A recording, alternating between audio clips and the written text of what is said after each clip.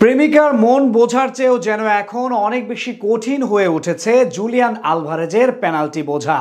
Julian আলভারেজের penalty ঠেকায় এই মুহূর্তে যেন এমন গোলকিপার পৃথিবীতে নেই। আবারও অ্যাথলেটিকো মাদ্রিদের জার্সিতে পেনাল্টি থেকে গোল আদায় করে নিলেন স্পাইডারম্যান, সঙ্গে করলেন জোড়া গোল। নির্বাচিত হলেন ব্যাক টু ব্যাক ম্যাচ সেরা খেলোয়াড়। আর্জেন্টাইন তারকার আরও একটি জাদুকরী পারফরমেন্সের বিস্তারিত গল্প থাকছে রিপোর্টে। বাঁদিকে ঝাঁপ দিলেন গোলকিপার, আর ঠিক তখন একেবারে মাঝ বরাবরই নিলেন পেনাল্টি কিকটা। তাতে গোলকিপারকে বোকা বানিয়ে করলেন নিজের প্রথম গোল। এরপর ম্যাচের পেনাল্টি থেকেই করেছেন আরও একটি গোল। এক ম্যাচের দুই পেনাল্টি থেকে দুটিতেই করেছেন নিশানাবাজি। অর্থাৎ পেনাল্টিতে এই ম্যাচে শতভাগ সফল এই ফুটবলার। শুধু এই ম্যাচ কেন, চলতি মৌসুমে এখন অবধি একটিও পেনাল্টি মিস করেননি আলভারেজ। আর্জেন্টাইন স্পাইডারের পেনাল্টি ঠেকানো যেন গোলকিপারদের জন্য হয়ে উঠেছে পৃথিবীর সবচেয়ে কঠিন আর দুর্বোধ্য কাজ। প্রেমিকার মন বোঝার চেয়েও যেন প্রতিপক্ষের গোলকিপারদের জন্য কঠিন রহস্য হয়ে উঠেছে আলভারেজের পেনাল্টি ঠেকানো। সংখ্যাতত্ত্বের হিসেবটাও তাই বলবে। চলতি মৌসুমে অ্যাথলেটিকো মাদ্রিদের হয়ে পেনাল্টিতে শতভাগ সফল এই তারকা।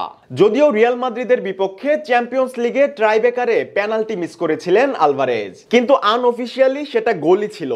রিয়ালের গোলকিপার থিবো কর্তোয়াকে বোকা বানিয়ে সেদিন ঠিকই বল পাঠিয়েছিলেন জালে। কিন্তু ম্যাচ পরিচালনাকারী রেফারির মাদ্রিদের পক্ষে দৃষ্টিকটু এক সিদ্ধান্ত দেবার কারণে বাতিল হয়ে যায় আলভারেজের গোল। তাই আনঅফিশিয়ালি সেটাকে গোল বলাই চলে।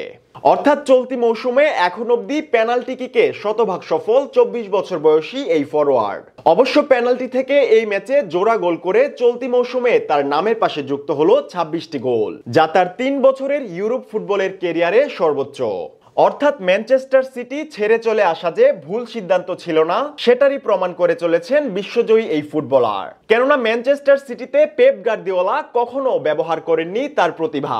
দিনের পর দিন বসিয়ে রেখেছিলেন বেঞ্চের এক কোণে। আর্লি হালান্ড ব্যর্থ হবার পরেও নিয়মিত একাদশে সুযোগ মিলত না তার। তাই এক প্রকার অভিমান নিয়েই সিটি ছেড়ে পাড়ি জমিয়েছেন অ্যাথলেটিকো মাদ্রিদে। আর এখানে আসার পরে দুর্দান্ত পারফর্ম করে চলেছেন আলভারেজ। এই মুহূর্তে তিনি যে ইউরোপের সেরা 5 ফরোয়ার্ডের একজন, সেটা কোনোভাবেই অস্বীকার করতে পারবেন না কেউই। এমনকি কিলিয়ান এমবাপ্পে, আর্লিং হালান্ডের সঙ্গেও পাল্লা দিয়ে ছুটেছেন তিনি। বরং বিচার বিশ্লেষণ করলে দেখা যাবে কার্যকারিতাতে এমবাপ্পে আর্লিং হালান্ডের চেয়েও ঢের এগিয়ে আছেন স্পাইডারম্যানই। তাছাড়া চুলচেরা বিশ্লেষণ বলে চলতি মৌসুমের অধিকাংশ সময় জুড়ে দুর্দান্ত প্রতাপের সঙ্গে ছুটেছেন তিনি।